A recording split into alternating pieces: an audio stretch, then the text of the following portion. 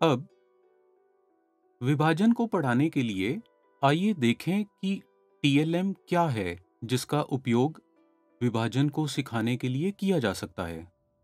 ये पीले गन हैं, ये संख्या मन के और 1 रुपए के नकली नोट। ये टीएलएम कक्षा 2 और 3 के लिए उचित है। हम उन्हें विभाजन की अवधारणा कैसे करा सकते हैं? हम इन उपकरणों के साथ शुरू कर सकते हैं। कक्षा 3, 4 और 5 के लिए हम बेस 10 ब्लॉक इस्तेमाल कर सकते हैं और नकली नोटों का 1000 रुपए तक।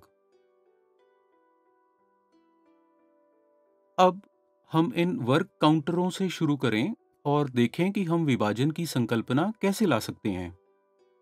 बाद में हम इन पीले घन और संख्या मनकों का उपयोग करते हैं।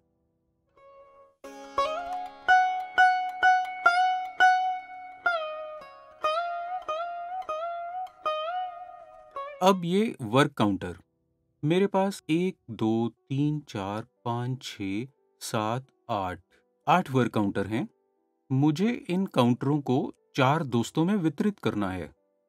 वितरित करते समय हम कल्पना कर सकते हैं कि ये चॉकलेट हैं। क्या मैं उनमें से कुछ को ज्यादा और कुछ को कम दे सकता हूँ? नहीं। वितरण विभाजन का अर्थ है समान वितरण।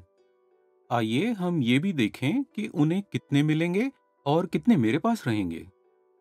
देखते हैं।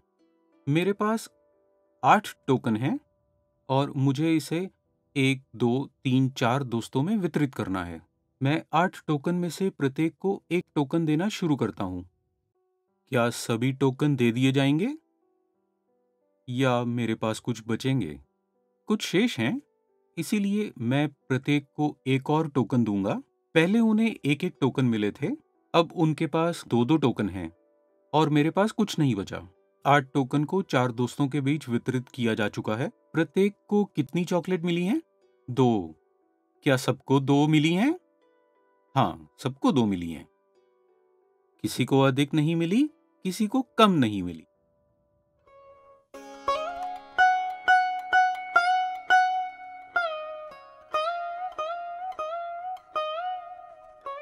मेरे पास 12 बर्फियां हैं।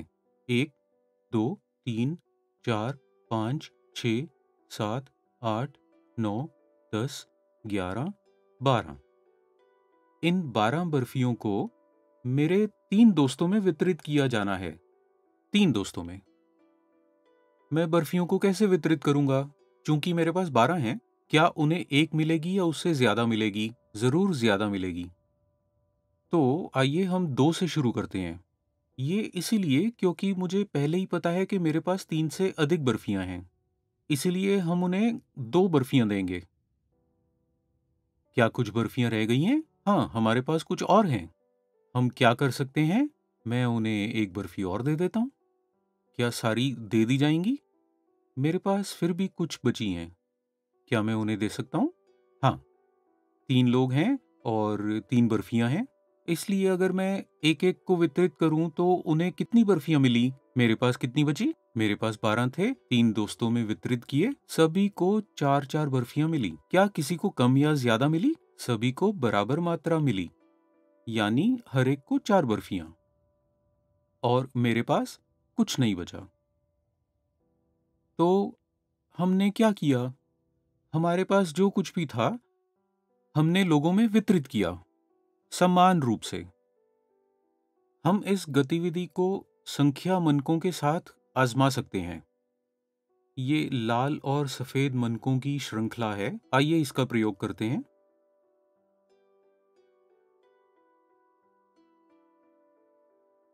इस श्रृंखला में मेरे पास 20 मनके हैं। इन 20 मनकों को 4 लोगों को समान रूप से वितरित करना है। हम ये कैसे कर सकते हैं? मैं एक व्यक्ति को एक देता हूं, लेकिन मैं इसे तार से बाहर नहीं निकाल सकता। तो मैं इसे कैसे करूं? मेरे पास 20 हैं, सभी 20 दिए जाने हैं। जैसा कि आपने पहले देखा है, जब हम समान रूप से वितरित करते हैं, हमारे पास कुछ नहीं बचता। मेरे सभी दोस्तों को बराबर हिस्सा मिला, लेकिन मेरे पास कुछ नहीं बचा। बच्चों को इस संकल्पना को समझाने का सबसे अच्छा तरीका क्या है? यदि मैं एक देता हूँ और 4 लोग हैं, तो कई और मन के शेष हैं। यदि मैं प्रत्येक को 2-2 देता हूँ, यहाँ कितने लोग हैं? 4 लोग। हमें पहले से पता होना चाहिए कि कितने लोग हैं।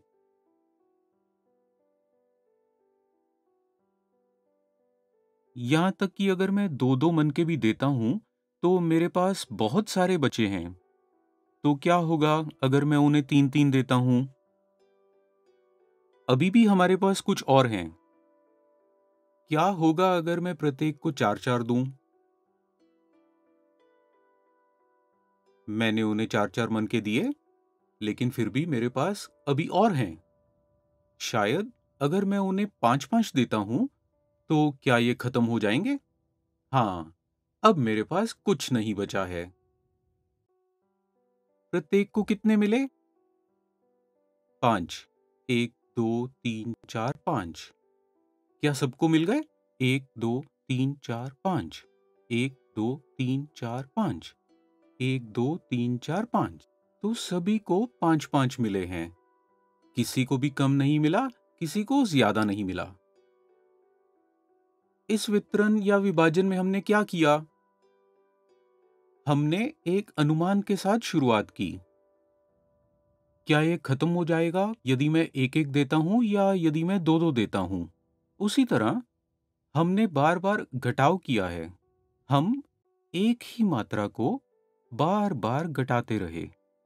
हमने 2, 3, 4 देने की कोशिश की।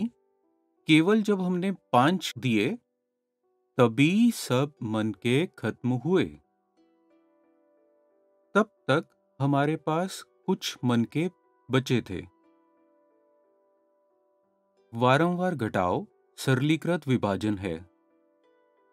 इसे समझने के लिए हमें पहले ही पता होना चाहिए कि प्रत्येक व्यक्ति को कितने मोती मिलेंगे। इसका मतलब है केवल अगर हम विभाजन के माध्यम से उत्तर जानते हैं, तो बार बार घटाव को अंजाम देना आसान हो जाता है। लेकिन विभाजन क्या है? ये वितरण है। प्रत्येक व्यक्ति को कितना मिलेगा, मुझे वितरण के बाद ही पता चलेगा। इसीलिए हम उन्हें बार बार घटाव के बारे में अंत में बताते हैं।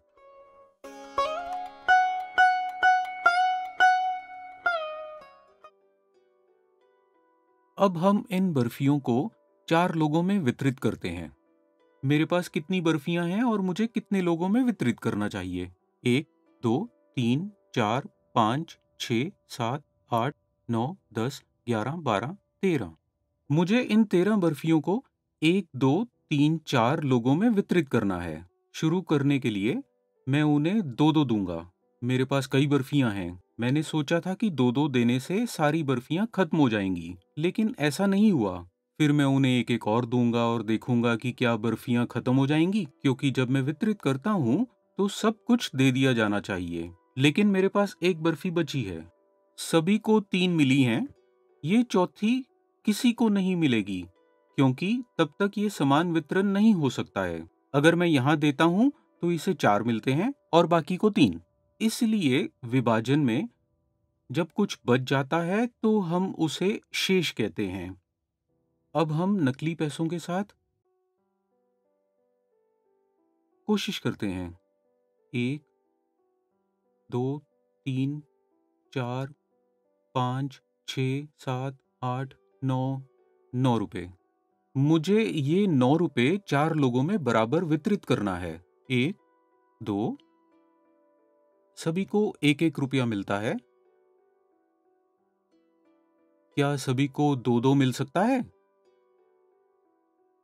मेरे पास बच जाता है, जो बचा है शेष कहा जाता है। प्रत्येक व्यक्ति को जो समान रूप से मिलता है, उसे भागफल कहा जाता है। मतलब आपको जो मिला है, उसे भागफल कहा जाता है।